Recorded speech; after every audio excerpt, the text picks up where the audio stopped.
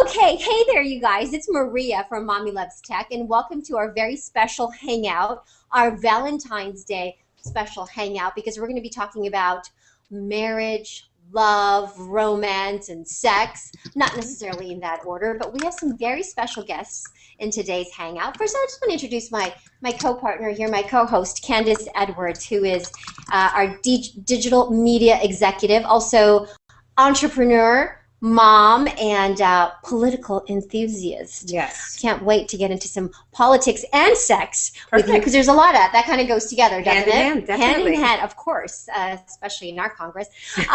Okay, so let me introduce you to our invited guests today. This is Tony and Alisa DiLorenzo. They're hanging out with us from San Diego, and they are authors of a couple of books, and they're a couple that works with other couples to help them experience the joys of sexual intimacy in marriage. They have completed 5 sex challenges. Wow, one of them being 60 days of sex.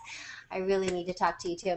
Their annual 7 days of sex challenge has changed the lives of couples around the world. And if you haven't checked it out, they've also written keys to unlocking intimacy in your marriage, as well as the 7 days of sex. Can't wait to talk to these guys. We also have in our hangout today, we've got Chris Yates, who is a father and husband.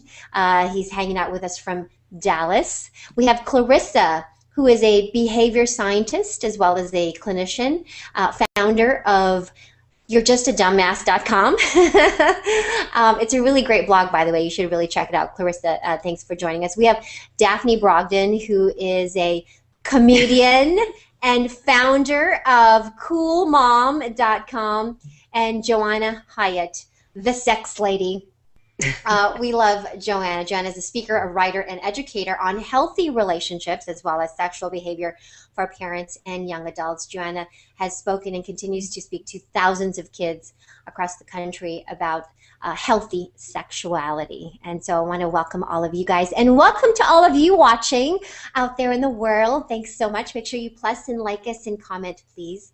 And make sure you leave us some comments. And if you have any questions, I will definitely ask them of our experts here on the panel. So, okay, so we're going to get started. Let's talk about Valentine's Day. Coming up. It's so appropriate, right, Candice? Thursday, right? It's all about love and romance and sex and finding that romance with your spouse. Definitely. I want to start with, naturally, Tony and Alisa. You guys have been married for a long time. Do you schedule it, number one, and number two, is there romance after a gazillion years of marriage? Yeah, we've been married 16 years, so it is a bajillion years of marriage. Well, here in this town it is. And are we talking about scheduling sex? Is that what you're asking? All of it, whether it's sex, it's special intimate times together, dinner, talks even. I find that it's hard for me to find time to talk to my husband, let alone, have sex with him. Have sex with him. Yeah, exactly.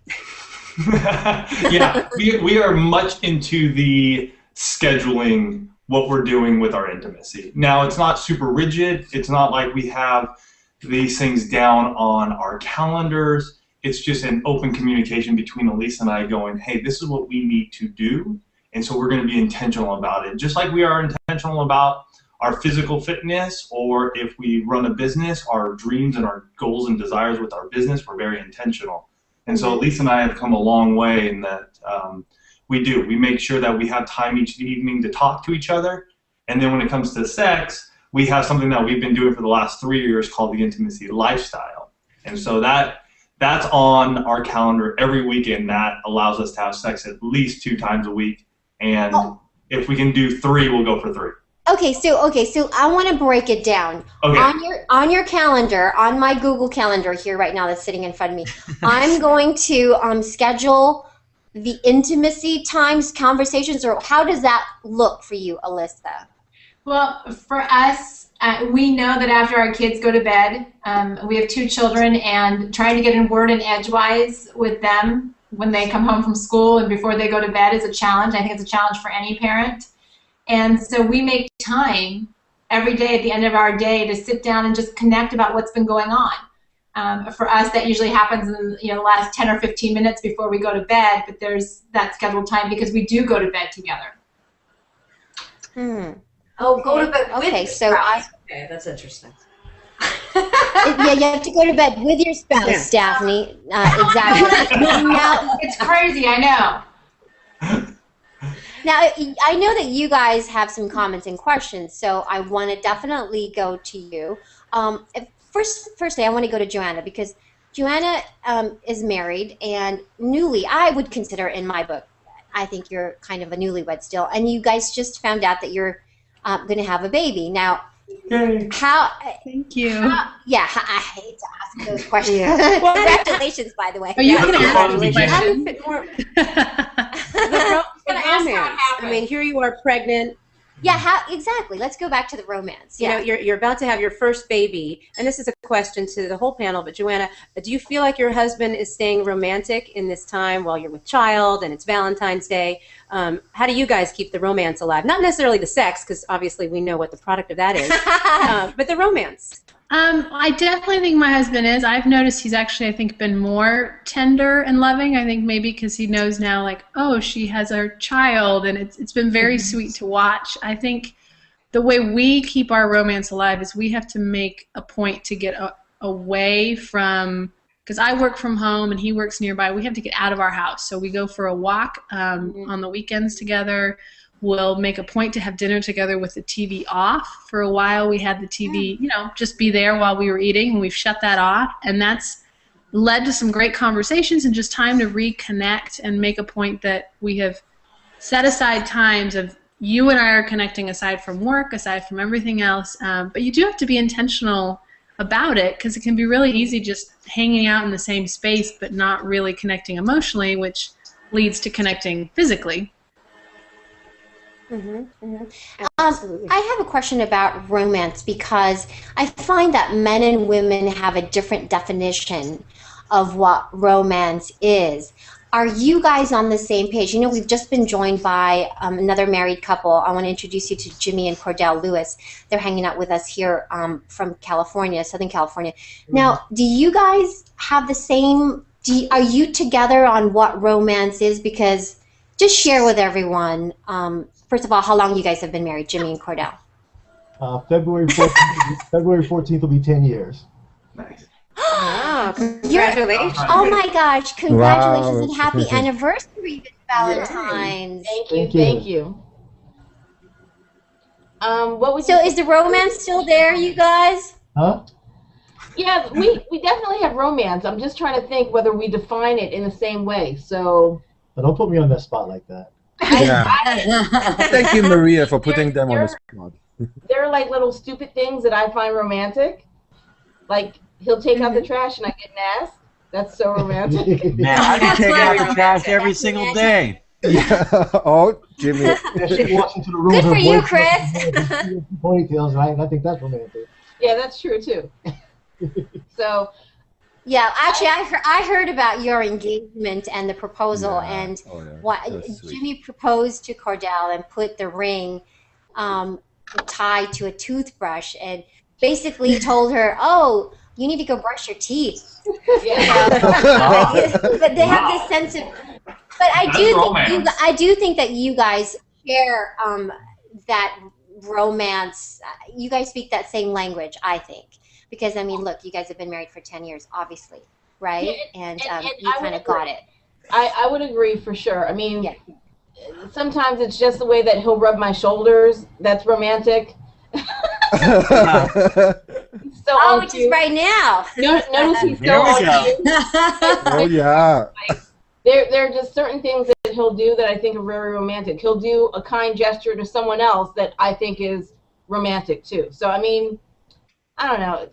Romance To could someone else? What do stem you from mean? anywhere. Well, Like, I'm sure you it's might- a nicety to a Oh, stranger. gotcha. Yeah. Okay.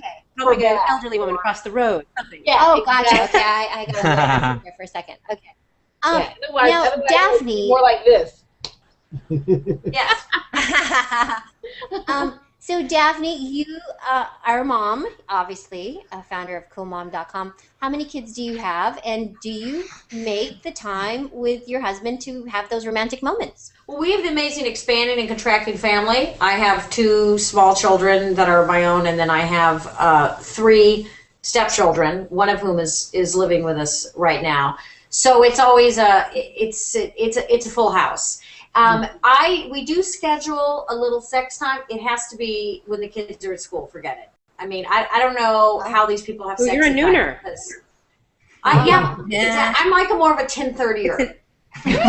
Or like 10:07 to 10:18. Like I'm kind of like I got stuff I got to do. Let's hit it. Let's go. But I find the greatest aphrodisiac is to watch James Bond. I'm sure your husband has no problem with that. Yeah, but we're because all in my husband agreement looks that like the older, not as in shape Daniel Craig. So I always find I always tell girls fired up.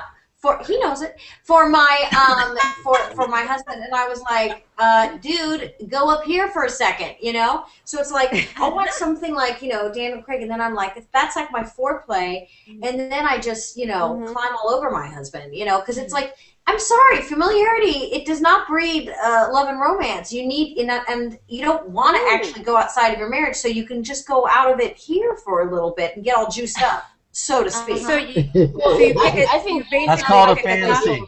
So yeah, it's all in the mind. It's all okay if it's up here, right? It's all okay. Hey, Tony and Alyssa. So the purpose of the 7-day sex challenge, what does that do? I mean, at the end of that 7 days, I would think would be you'd want to have more sex with your partner, or do you just want to go, oh my God, I just want to have a month off and like rest? I mean, what happens after that? Well, after the 60 days of sex challenge, yeah, we did take a month off because we were done. We were tired. But after 7 days, you're a little tired. But that's why we started our intimacy lifestyle, because we enjoyed it so much. And it's not just the physical act of sex. It's that emotional intimacy. It's that connection that's beyond just the physical act, because all of us can have the physical act. I mean, all of us do have the physical act. Right. And it's good sex. But I would venture to say that if you're emotionally connected to your spouse in a way that you just cannot imagine, it is so deep, that sexual pleasure that you have in your bedroom is just going to be 100 times better. And that's what we have learned after doing these 7 days of sex challenges, because we're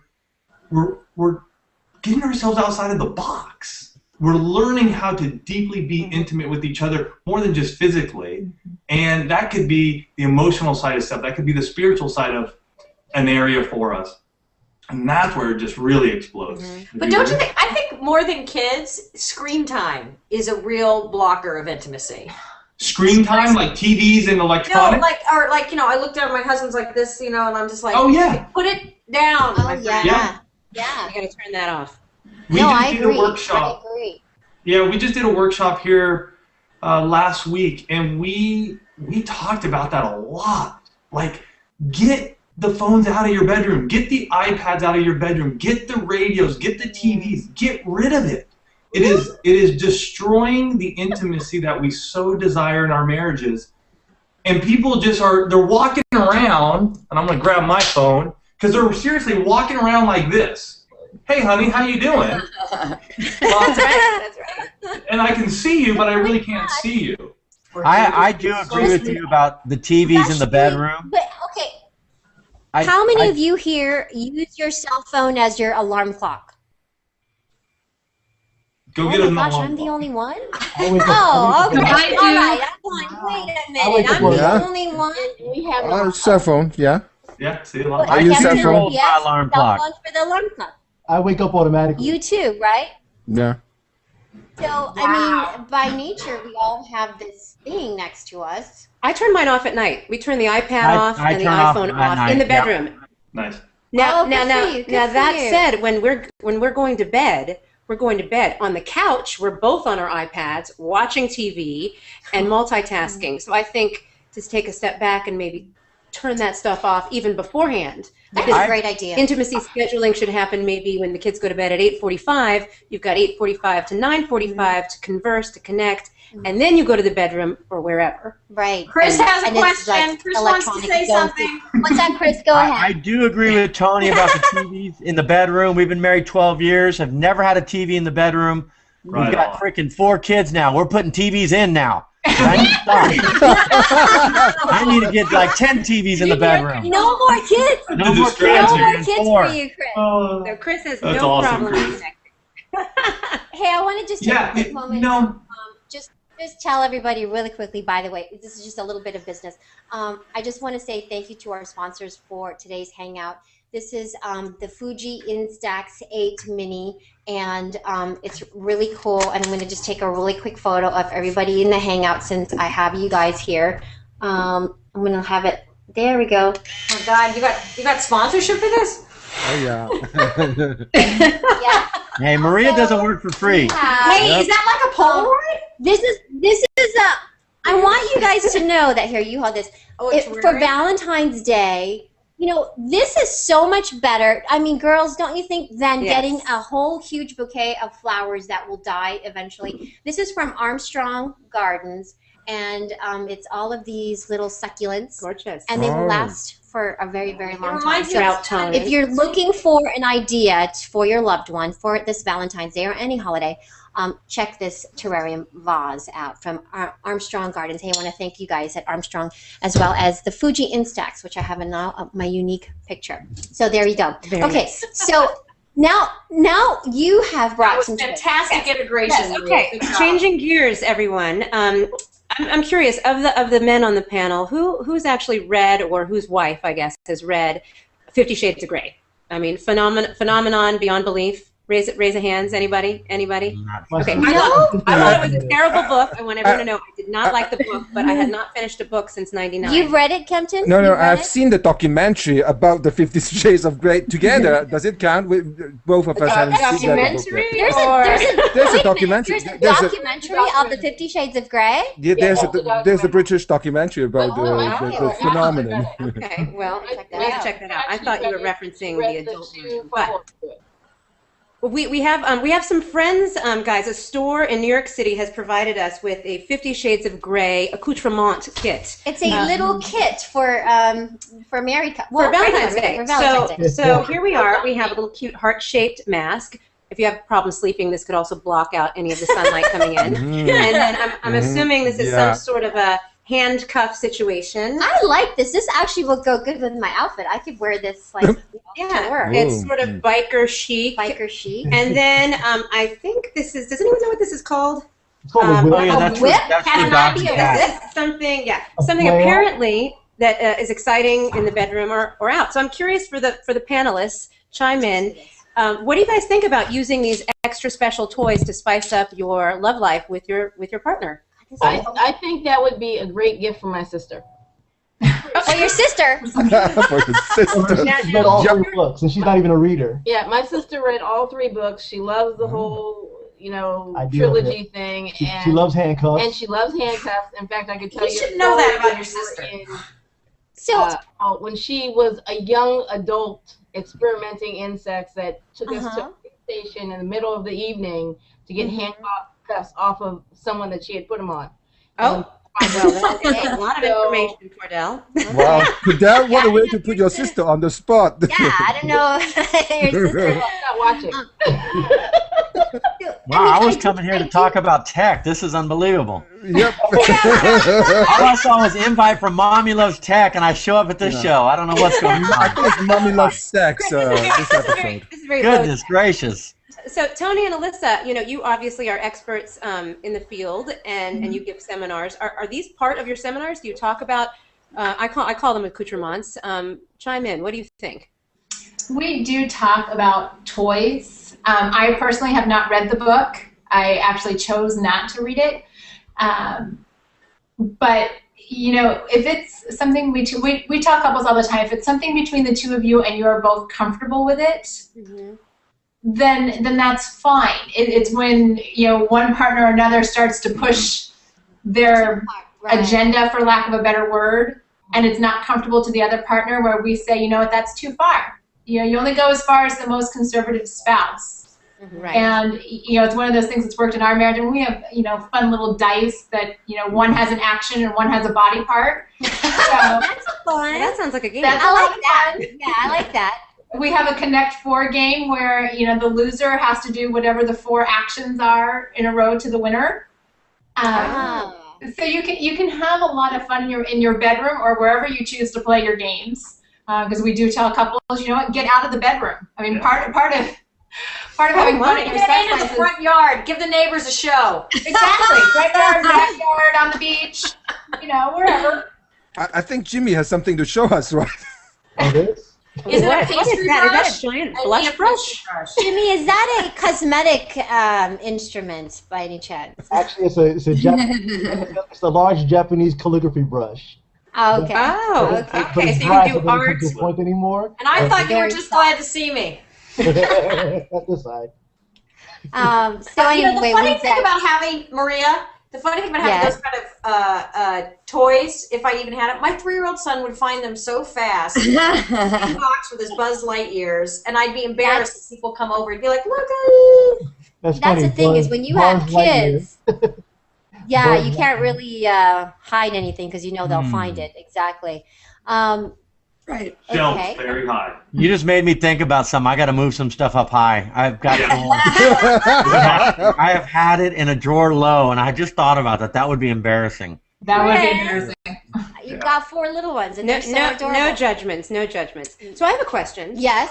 Since it is Valentine's Day, and we're talking about romance, I need some ideas, you know, for my husband. What do you guys think would be a good Valentine's Day gift or experience for your spouse? And then conversely, wives, what are you getting for your husbands? Yeah, and I want to say this because stereotypically we, you know, guys will joke, oh, just, you know, this lingerie and just show up, feed me, and then, you know, whatever. Is that true, or is there something else, really? Maria, that's totally true. Anyway, welcome back. Sorry for that little interruption. Technology glitch. Yes, exactly. Oh, well, we'll get that squared away. But we were, yes, Mommy still loves tech. But we were at the question about what men's expectations are for Valentine's Day and what women's expectations are. And so we wanted to go around the room and see what you thought. Tony and Alyssa, we'll start with you.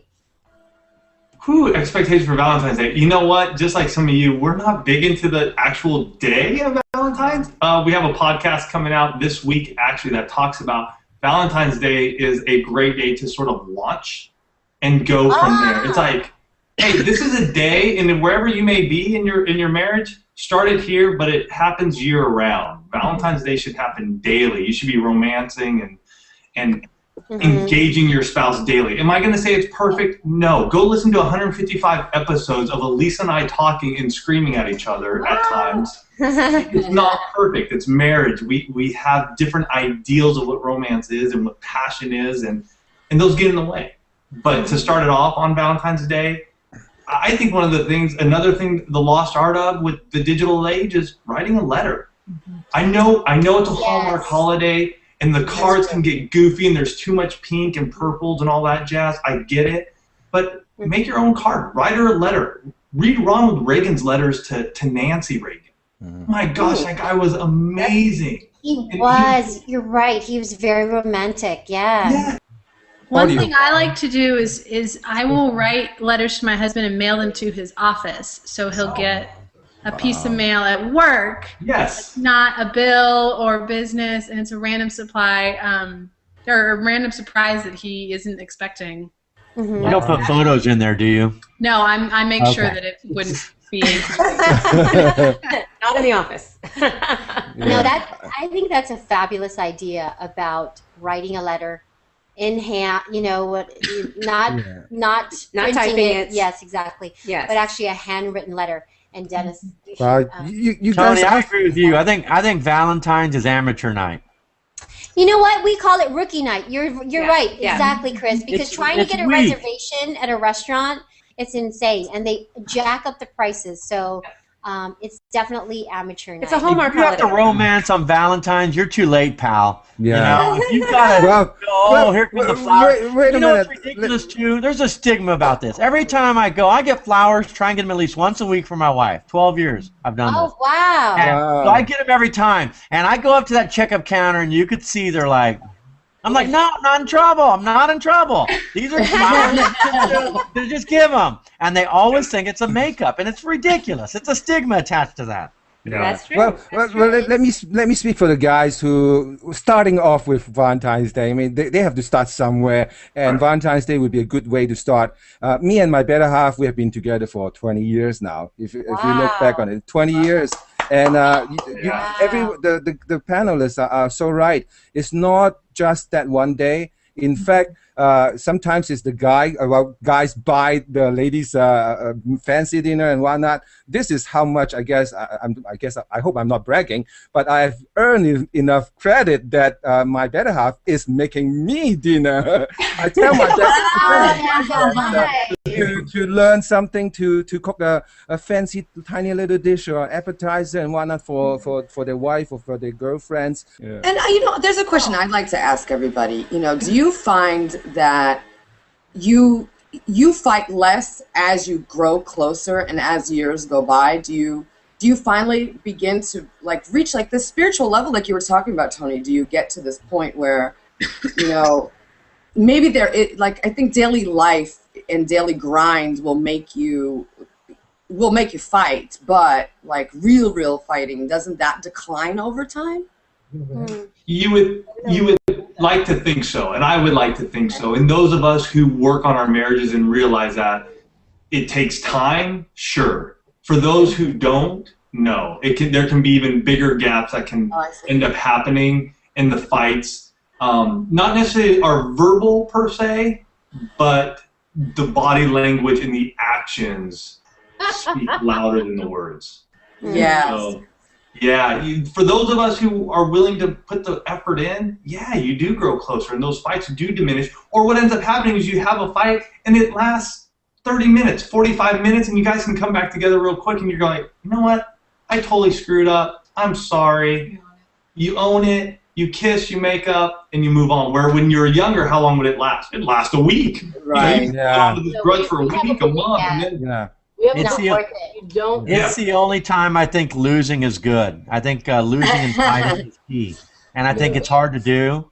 I can't lose. I don't like to lose, but sometimes it's very it's a healing for me and for her if I decide I'm going to take this one down. I'm just going to fall down on this one like boxing. I'm going to take it, even though I can win this fight. I can win this fight. I'm going to take it. I'll get the KO on this one. Honey, you're right. You're absolutely right. Even though you know. Sometimes that's okay though. You've got to know when to lose.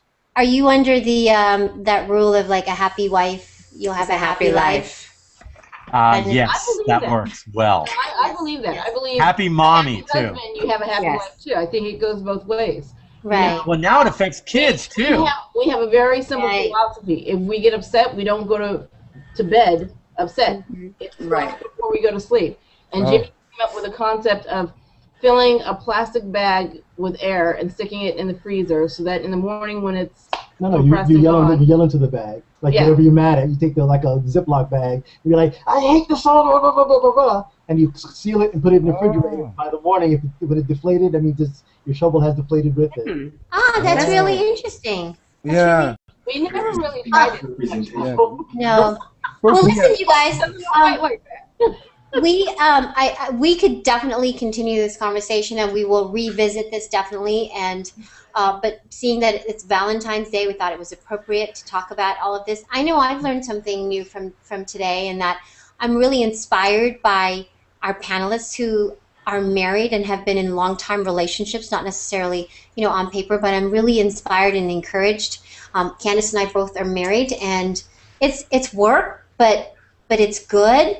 And thank you all so much for joining us today. I really, really appreciate it.